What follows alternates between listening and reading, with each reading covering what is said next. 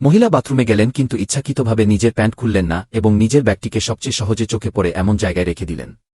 তিনি এমনটা করলেন যাতে সেই ছলকারী মহিলাটি তাকে ফাঁসানোর সুযোগ পেতে পারে, যেমনটা তিনি আশা করেছিলেন।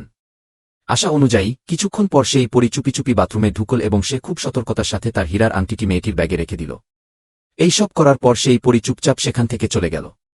সে ভাবল যে তার এই কাজ কেউ জানতে পারেনি, কিন্তু সে কখনোই ভাবেনি যে তার প্রতিটি পদক্ষেপ মহিলার নজরে ছিল। যখন তুমি এই ধরনের ছোটখাটো কৌশল এত পছন্দ করো, তখন আমিও তোমাকে তোমারই পদ্ধতিতে জবাব দেব। এতে কিছু ভুল নেই কি? এরপর মহিলা এমন আচরণ করলেন যেন কিছুই হয়নি এবং তিনি ব্যাঙ্কোয়েট হলে ফিরে এলেন। এক গ্লাস ওয়াইন নিয়ে তিনি সোজা সেই পরীটির কাছে পৌঁছালেন।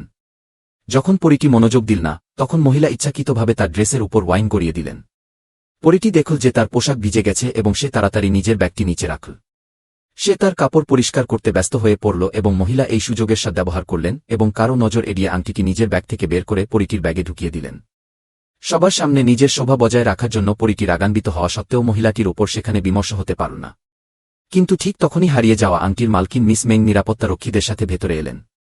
তিনি জোরে বললেন, পুরো ব্যাঙ্কোয়েট হল সিল করে দাও, সবাই দয়া করে এখান থেকে যান কি? এরপর তিনি সোজা মহিলাটির কাছে গেলেন এবং তাকে জিনিসটি ফেরত দেওয়ার নির্দেশ দিলেন। মহিলা ইচ্ছাকৃতভাবে বিভ্রান্ত হওয়ার অভিনয় করলেন এবং জিজ্ঞেস করলেন, আমাকে কি ফেরত দিতে হবে? কিন্তু পরীটি তার কোনো কথা শুনল না। সে রেগে বলল, আমি কিছুক্ষণ আগেই উপরে গিয়েছিলাম এবং আমার আংটি গায়েব হয়ে গেছে। সে আরও বলল যে সে মহিলাটিকে একজন ওয়েটারের সাথে উপরে যেতে দেখেছিল। এখন যেহেতু ওয়েটারের কাছে আংটি নেই, তাই নিশ্চয়ই সেটা তোমার কাছে আছে।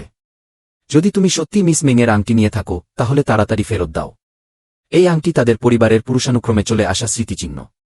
এর মূল্য অনেক বেশি কি? কিন্তু মহিলা নিজের অবস্থানে অনড় রইলেন যে তিনি আংটি নেননি। মিস মেং সঙ্গে সঙ্গে বললেন, তাহলে তোমাকে তোমার ব্যাগটি দেখাতে হবে যাতে সবাই দেখে নিতে পারে।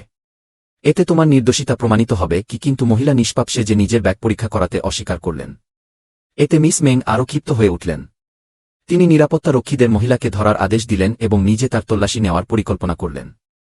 আসলে মিস মেংয়ের এত উগ্র হওয়ার কারণ ছিল যে সেই আংটিটি কোটি কোটি টাকার পারিবারিক উত্তরাধিকার ছিল। এরপর মিস মেং মহিলাটির ব্যাগ চিনিয়ে নিলেন এবং বারবার তা খুঁজে দেখলেন, কিন্তু তিনি আংটির কোনো চিহ্নই পেলেন না। এই দেখে সেই ছলকারী মহিলা থমকে গেল। সে নিজেই তো আংটিটা মহিলাটির ব্যাগে রেখেছিল। সেটা উধাও হলো কি করে? আমাকে যেতে দিন, মহিলাটি বললেন, আমি আপনার আংটি দেখিনি এবং চুরিও করিনি। এভাবে জোর করে আমার ব্যাগ ছিনিয়ে নেওয়া খুব অশোভন। এরপর কি হলো?